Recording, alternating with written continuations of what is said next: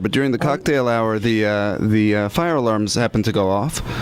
We thought it was maybe because somebody opened a door or something like that, but apparently the heat in the kitchen was so high that the heat sensors were triggered. Everyone was safe. The children, mind you, all lined up and evacuated the building, and the adults stood around and did not leave until we were told to. It's days like this that I'm so proud to be a board member of a school. The work that we do is at times very difficult. It's and can be discouraging at times because it's a lot of work and the change is incremental. But on a night like this, when the community comes together, you see the children perform for their former principal emeritus, and you see the kinds of children that this school is bringing up. It really makes one happy and proud to be involved with the school. It was a beautiful night. Again, we started with the children. It's centered on the children. So the children sang the national anthems of the United States and Hayastan. And we had an introductory speech by Dr. Greg Simonian, the chairman of the school. And again, his speech also centered on the children. And I think this is the theme of the school, the theme of the evening. And when Anahid Garmiryan got up to give her remarks, it was really the central theme of her speech, which is the children are everything.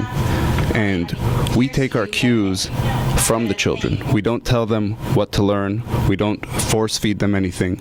Rather, it's by talking to the children, by watching the children. They ask us the questions and we teach them, and over time they grow into their own unique individual beings. In addition to Mrs. Garmiryan, we honored 4 of our teachers and staff members. Ms. Hilda Baronian, who's been the accountant for the school for a very long time, almost as long or if not longer than Mrs. Garmiryan's tenure at the school.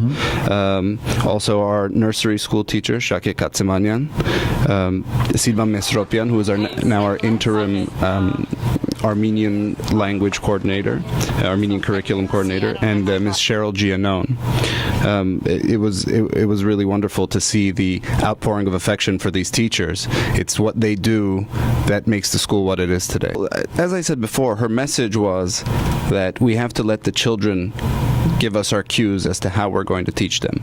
This school, there's no force feeding.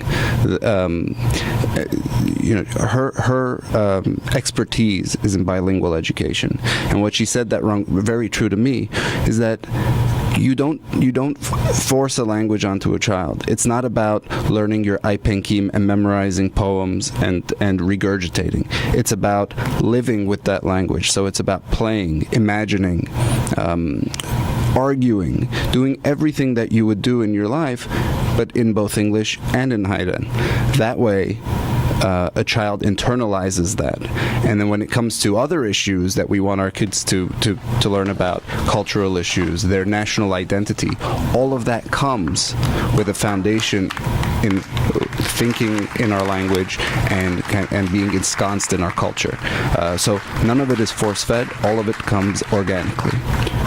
Well, let me tell you what it is about the school that caused me to send my children there.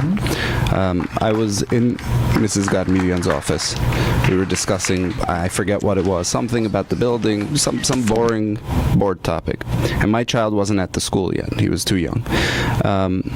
And as we were talking, a group of children asked to meet with Ms. Garmiryan. They were led by, I think, a first grader, but she was leading a group not only of first graders, there were 8th graders, 7th graders, and it turned out these children were on the bus from New York. And they said, Digin Garmiryan, and in Makur Hayren, Digin Garmiryan Guzenk, Basin Meche, նկարներ գախել գրնանք պիտի գազմագերբվինք եւ որ մեկ ժամ որ New York and New Jersey գուքանք որ քեղեցիկ բաներ տեսնանք բասին մեջ. It was amazing. and it was amazing that it was the first grader that was leading this group, and Ms. Garmiryan took their offer, listened to it, asked them a few questions, and said, I agree, you should do it. Don't post pictures on the outside of the bus. Please make sure they're on the inside. And they went on their way. But they were empowered they came up with the idea. They felt confident enough to come to the principal and speak to her about their idea. And it wasn't asking, they had the plan. They came and asked, and Ms. Garmiryan sat there, listened to them, took them seriously, didn't treat them like children, took them seriously. And that encapsulates kind of the philosophy at the school to me. And when I see my child at the school, and sometimes he acts out because he's young, he's 4 or 5, he acts out, sometimes he's very good. Either way, he's treated with respect, he's treated as an individual, and he's treated in a way that's tailored to his needs. And when a friend of his is in need, that friend is treated in a way that's tailored to his needs, and that's unique to our school. I don't think it's necessarily about challenging the status quo necessarily, but it's raising a child that's not afraid to challenge the status quo if that's what's required. And I just wanted to point out one thing from the event last night that was most touching to me. Shant and Rafi Masoyan came on. These are alumni of the school. Performed traditional Armenian music, and it was beautiful. And I spoke to Shant afterwards, and I said, how did this happen? And he said, well, I'm interested in music. I was in Hayastan. I picked up this instrument. I self-taught myself how to play it. It speaks to the type of child that we're raising at the school. It speaks to the intellectual curiosity, the artistic side, and it's very impressive to me that somebody would go out there, know what he likes, figure it out, bring the instruments back, and then perform for 200 people. Let me thank Karen Nargizian and her committee for putting together this lovely evening. I think I've said my piece in terms of what it is about the school that makes it so great and what it is about the evening. It was a bittersweet evening. We celebrated Ani, and she is going to be many miles away from us now. However, as you mentioned during your emceeing of the event, Ani is not leaving us. She may not be there physically, but she will always be there. She is the principal emeritus of the school.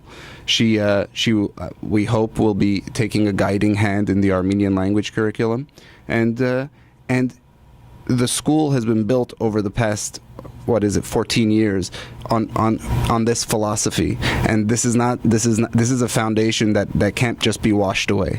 It's something that we're going to build on, but it's fundamentally going to be the core of our school.